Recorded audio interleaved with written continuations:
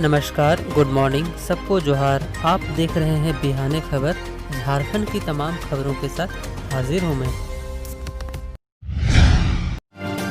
आखिरकार रंग लाई सीएम हेमंत सोरेन की विमान से श्रमिकों की घर वापसी की कोशिशें।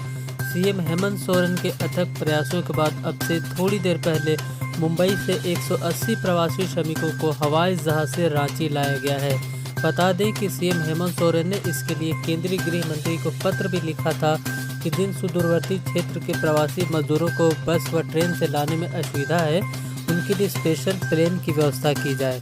इससे पहले कि केंद्र की तरफ से इसकी कोई व्यवस्था की जाती, विमान सेवाओं के बहाल होने के बाद बेंगलुरु के alumni network of national law school के सहयोग से उन श्रमिकों को विमान से लाने की व्यवस्था की गई, जिसके तहत आज 180 श्रमिकों की घर वापसी हवाई जहाज के जरिए हुई है।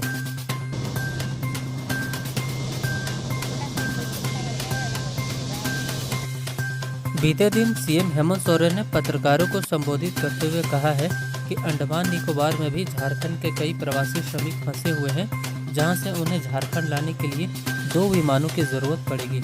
इसके लिए भी हम पूरी तरह से प्रतिबद्ध हैं। जगह है लद्दाख वगैरह, त्रिपुरा वगैरह, उन सब जगह से भी लोगों की लाने की बात चल रही है। हमने सभी को आदेश दिया है कि इन सब विषय पर काम करें। और लद्दाख वगैरह में जो फंसे हैं, जो वहाँ बॉर्डर रोड ऑर्गेनाइजेशन के लोग काम करते हैं, हमारी डायरेक्टर जनरल से भी बात हुई है। उन्होंने भी हमारे प्रवासी मजदूरों को यहाँ पहुँचाने का उन्होंने कहा है। हम लोग उनको सकुशल पहुँचाएंगे, ये हमारी जिम्मेवारी है। तो ये अच्छी खबर है। झारखंड में कोरोना पॉजिटिव की संख्या बढ़कर हुई 458। जी हां, बीते दिन कोरोना के 21 नए केस आने के बाद झारखंड में कोरोना मरीजों की टोटल संख्या अब 458 हो गई है। नए 21 मरीजों में हजारीबाग से 7, रामगढ़ से 4, कोडरमा से 3, पूर्वी सिंहभूम से 4, पश्चिमी सिंहभूम से 1, रांची से 1 और लातेहार से 1 मरीज शामिल हैं। वहीं बीते दिन झारखंड में 191 मरीज स्वस्थ भी हुए। बढ़ते हैं अगली खबर की ओर। भीषण गर्मी के बाद झारखंड में बीते दिन कुछ जिलों में तेज बारिश हुई, जिससे लोगों को गर्मी से राहत मिली। तेज हवाओं के साथ बारिश की खबर चतरा, गिरिडीह, रामगढ़ सहित कई जिलों से मिली है, जहां लोग भीषण गर्मी से त्राहिमाम कर रहे थे। बताया जाता है इस बारिश से न सिर्फ गर्मी से राहत मिली है, बल्कि मकई जैसे खरीफ फसल की बुआई का बाट जो रहे किसानों के चेहरे पर भी खुशी ला दी है।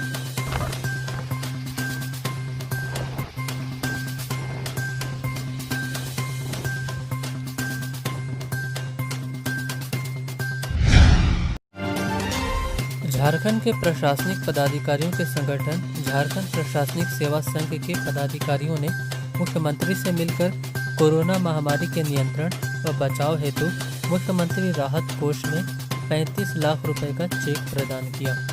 पदाधिकारियों के इस बड़े योगदान के लिए मुख्यमंत्री हेमंत सोरेन ने सबका धन्यवाद करते हुए उनके प्रयासों की सराहना की।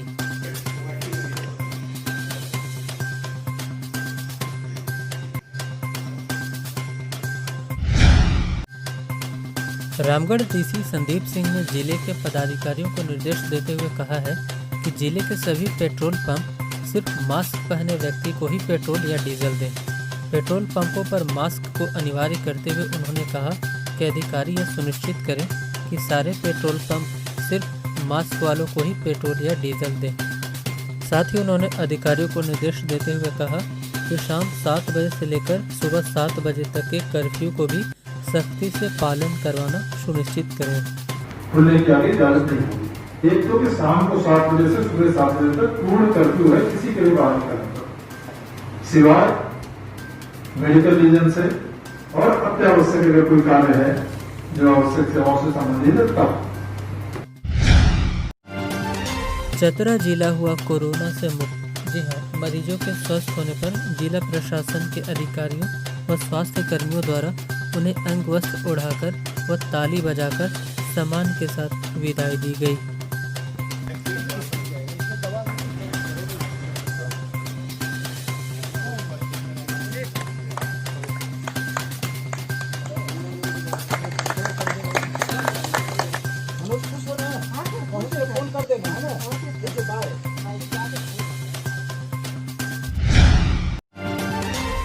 सिमडेगा पुलिस को मिली बड़ी कामयाबी, गिरफ्तार किए गए 2 लाख रुपए के 2 इनामी नक्सली।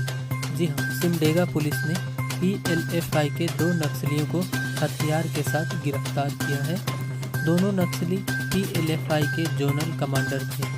बताया जाता है उनके खिलाफ अलग अलग थानों में तकरीबन 31 केस दर्ज थे।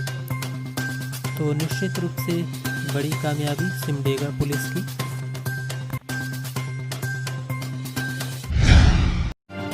वहीं रामगढ़ पुलिस को भी एक बड़ी कामयाबी मिली है। रामगढ़ पुलिस ने जिले के अलग अलग स्थानों पर छापामारी करके अवैध बालू लदे 21 हाईवा वाहनों को जब्त किया है। लगातार मिल रही सूचनाओं के बाद बीते दिन गठित टीम द्वारा छापेमारी के क्रम में पुलिस द्वारा गोला, बरलंगा व पतरातू से 21 हाईवा वाहनों को जब्त किया गया है, जिन पर अवैध बालू लदा था। आनन फानन में कई हाईवा चालक भागने में सफल रहे, जबकि 11 चालक पुलिस की गिरफ्त में आ गए। रामगढ़ के पुलिस अधीक्षक प्रभात कुमार ने कहा है कि बालू माफियाओं पर कड़ी कार्रवाई की जाएगी।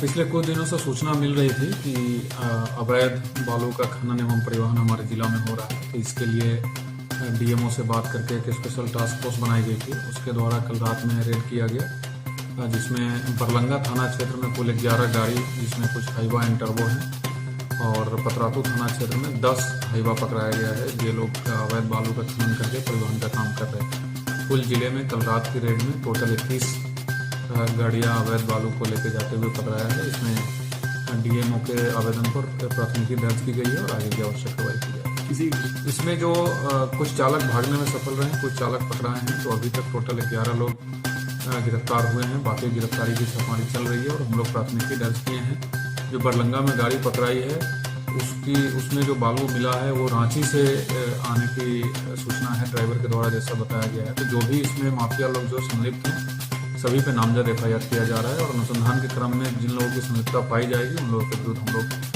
कठोर कार्रवाई करेंगे। जो भी अवैध परिवहन जो होता है, माइनिंग, चाहे वो सैंड हो, स्टोन हो या कोयला हो, इसमें डेफिनेटली राजस्व की भी क्षति होती है और इसीलिए लगातार जैसा आप देख रहे हैं हम लोग छापेमारी करते रहते हैं, चाहे वो कोयला के विरुद्ध हो, बालू के विरुद्ध हो। कोरोना महामारी की मुश्किलों के चलते ऐसे छात्र जो अपने अपने घरों के लिए चले गए हैं, उनके लिए CBSE की होने वाली परीक्षाओं को उनके गृह जिले से ही देने की व्यवस्था की जा रही है। केंद्रीय मानव संसाधन विकास मंत्री RP निशंक ने आज इसकी जानकारी देते हुए कहा कि छात्रों की समस्या को ध्यान में रखते हुए CBSE द्वारा ऐसी व्यवस्था की जा रही है कि भले ही छात्र दूसरे राज्य में अपने अपने घरों को लौट गए हों, लेकिन वे बोर्ड की परीक्षाएं वहां से भी दे सकते हैं। गुजरात के राजकोट से 1478 प्रवासी श्रमिकों को लेकर चली ट्रेन बीते दिन जसीडीह पहुंची, जहां से श्रमिकों की औपचारिक स्वास्थ्य जांच के बाद बसों के जरिए उन्हें घर के लिए रवाना कर दिया गया। वहीं गुजरात के उधना व सतारा महाराष्ट्र से भी 2 श्रमिक स्पेशल ट्रेनों से 3800 श्रमिकों का आगमन कोडरमा स्टेशन पर हुआ। इन सभी को भी थर्मल स्क्रीनिंग के बाद बसों से उनके घर के लिए भेज दिया गया। इसके अलावा 1600 अन्य प्रवासी श्रमिकों को लेकर एक ट्रेन बेंगलुरु से बोकारो भी पहुंची। इन सबको भी थर्मल स्क्रीनिंग करके बसों के जरिए उनके घर के लिए रवाना कर दिया गया।